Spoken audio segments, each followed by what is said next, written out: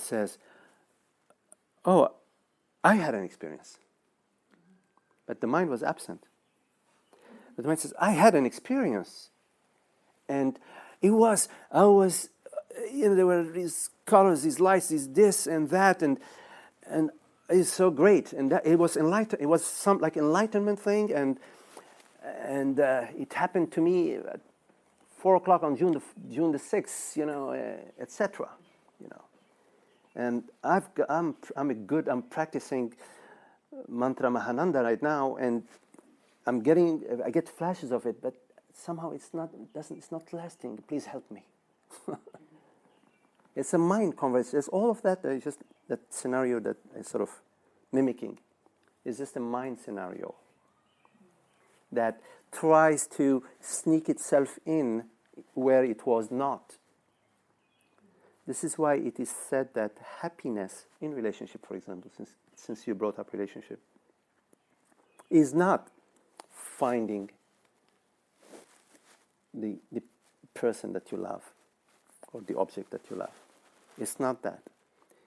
It is the ending of the desire. When there is a meeting where in that moment the me and the you dissolves. The me and the you meaning the desire. Because desire is different from love. When you love, there is no mind. I'm not saying the mind doesn't come back, but when there is love, there is no mind. There is no me and no you in love. I know that it's not the popular understanding of love, but we're not in the bazaar here. So we can speak a little odd, get away with it. Odd in comparison to how you speak in the bazaar. So it is the absence of the me and the you that is the love. That is what you were referring to, the love in the relationship. Is when in the absence of the me and the you, there is no desire.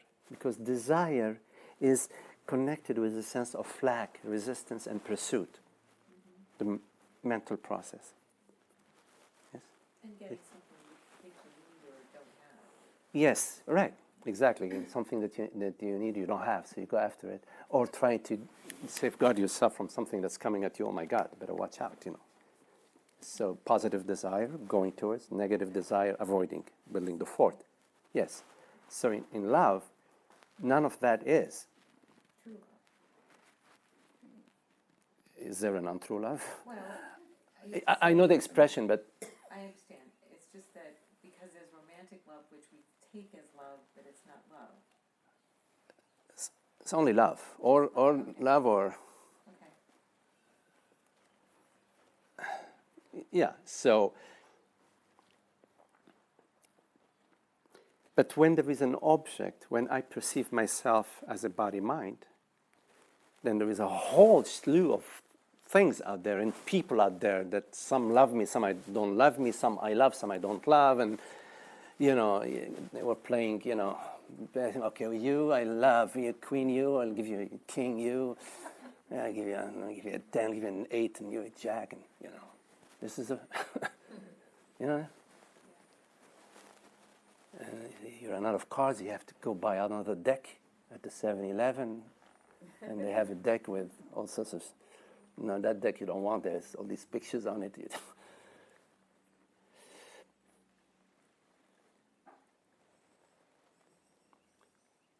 So we pursue whatever we pursue. Pursuing happiness is not the correct pursuit. We're really pursuing experience. If you're pursuing happiness, like I said, I think earlier today, you're postponing happiness. Because pursuit always has a time dimension to it. You know what I mean? Like in a relationship, you're hoping that things will. That's a story. You're hoping that things will with your partner. It's a postponement. Happiness is now. And cannot depend on something. If it's depending on something or on somebody, It's a conditional happiness, that you better make sure that something or somebody be well pinned, well groomed, well endowed, well everything, just the whole thing, because your happiness depends on that. You pray every day, you light a candle, you burn incense. Like when I was a young kid, I would visit my grandmother. She would take a bakhur, the incense, and she would go, they had a thing, with the, I don't know, in some traditions they have, she would bless me, as a young boy. She would bless me, make sure that, because she really, lots of her happiness was about me, well, not only me, I have 5 brothers, so she had a lot of incense. Right. She was just burning that incense, I loved it. It was very lovely to, that old tradition. But, it's like we dress up the object. Yeah. We dress up the object. Dress up the object that we want that object to we want to eternalize the object. But the object is impermanent. No matter how hard you try, if your happiness is dependent on an object, then your unhappiness is accompanying your happiness. So here's your happiness, and your unhappiness is walking right along your unhappiness, walking right along your happiness, waiting for that object to sort of, there's a little crack in it. It starts to limp. Unhappiness starts to, oh, now it's coughing. More unhappiness, etc. But why do we pick some people and not others? I mean, if it's all, there's got to be some kind of differentiation. Because there is a learning to do. There is, what is served to you will push that exact button. You see, because she will not push your button, but he will. So you're going to be with him. You're going to meet him. Going to be in love and so on. And 6 months later, you're going to have those passions, those buttons pushed. Why? Because consciousness has somebody asked me about the purpose. Consciousness has a divine plan. The divine plan is to get all your vasanas, all your conditioning, all the me stuff out, come out. And in most cases, as we all know, because we've lived it over and over and over, when this happens, then we're blaming, we're, going to the therapist and say, oh, you need to go, we're going to the therapist, but we're going as a couple, but it's really about her. But she says it's about him, But we all know it's about her. So, and then we try to do, maybe we'll try vacation, we'll try having children, God knows what we try. Because we really are not ready to understand, to get the message. Here is different. You hear the message. I'm sorry? We try to change the story because then we cover up so that we never really get to the bottom of it by distracting ourselves constantly over and over again. Yes, it's a cover. But here we're saying that there is no you. That the real you is consciousness, and that the dream character is living a dream story, and so we're here to see that, to perceive that. So when you're playing these games of, for example, blame, you're not allowing that sensation, that experience to arise and dissolve. So we often complain about, oh my God, why do I keep getting into these wrong relationships? Why do I keep getting in these wrong relationships? So in this relationship, there is all sorts of stuff arising. It's all sorts of belief systems and positions that you have. You have certain positions that you're willing to budge. I'll budge a little bit. I'll go 2 inches to the right or 2 inches to the left. You see, I'm flexible. You see? But you make sure that you have to move 10 miles to the right and 10 miles to the left. That's your flexibility. My flexibility is there too. But we're looking at your flexibility. So there are all these blind spots that we have, belief systems, positions we have, ideas we have about ourselves as a body mind, as an object, ideas about you. As soon as I have ideas about me, I have ideas about you. Invariably. I cannot have ideas about myself and you don't exist. Well, I'm just sitting here by myself in the vast expanse of the universe with nothing. I'm just thinking about myself. No, I also have thoughts about you. I create me and I create you. I create me as an object. I create you as object B. So there are thoughts about me as object A and thoughts about you as object B in a relationship that's going on. Even a relationship with myself, I have thoughts about me as object A at time 0. I have also ideas about me, object B, at time -5 days. I have also ideas about me at time 10 years ago. And I have ideas about me in times 10 years from now. So you can even play the game with yourself, which we do. We all know that. We play the game with ourselves, we play the game with the other in the relationships. It's all a dream. It's all a dream. And then we figure, oh my goodness,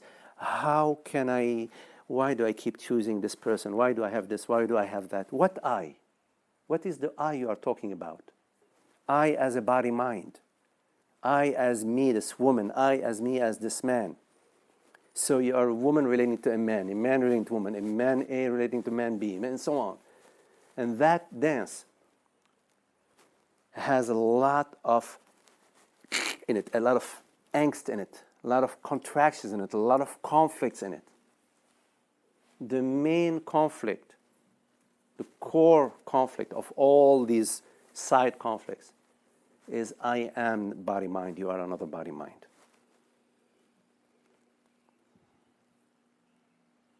I am an object that exists and the world is out there. The world is out there, the tree is out there. I am here and the tree is out there. What are you talking about? Don't you get it? The tree is out there and I'm here.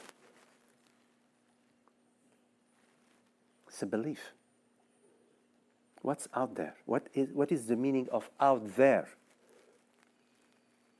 That has been learned. It has been learned slowly, that you are this body mind. By the way, I'm open for questions. I'm talking, but please interrupt me because I'm going past the. So we're just talking together. Yes, right. Well, how does it look like and how does it feel when that goes away?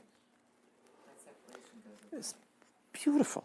It's lovely. Yes, but It's. I can just imagine that I have no idea. Good. Well.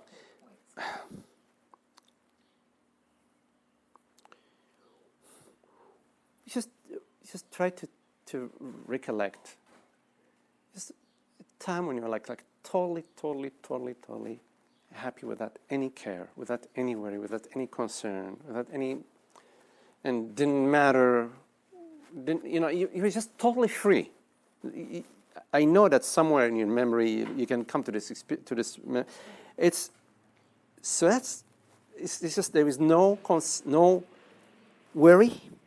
This doesn't mean that you don't go and cook a meal, when you're hungry or when guests come, you how do you say, starting to have a language thing. I'm sorry? You tidy up. Yes, thank you. You do that, but it's done happily. It's not a chore, and there is nothing that you are lacking, nothing that you're expecting, nothing that you need, nothing that your happiness depends on.